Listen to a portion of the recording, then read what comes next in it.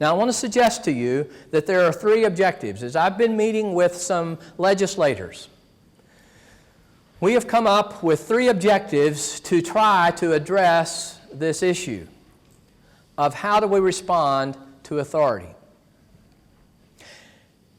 And let me say this. All of those things that we just went through and more, rights of parents are going to increasingly come under attack. All those things are important. All of them need to be addressed.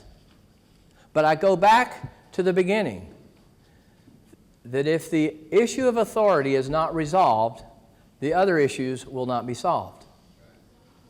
That's what so frustrated me in Washington, D.C., is I've seen so many Christians beginning to say, well, we've lost. The fat lady sang, we need to just protect our religious liberty.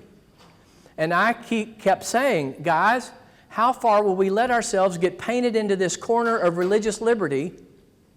You're admitting to me already that it may be hard to pass those bills. Do you not think 5 or 10 years from now they will have enough votes to either amend them so radically they're useless or repeal them?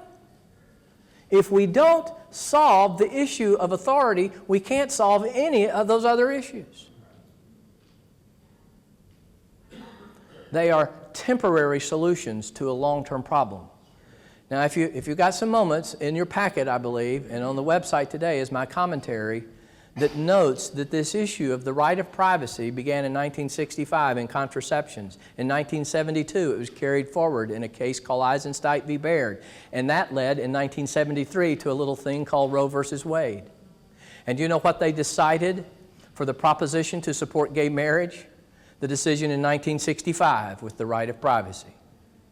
You see, what we did in 1973 is that we did not understand that the issue was not abortion but authority.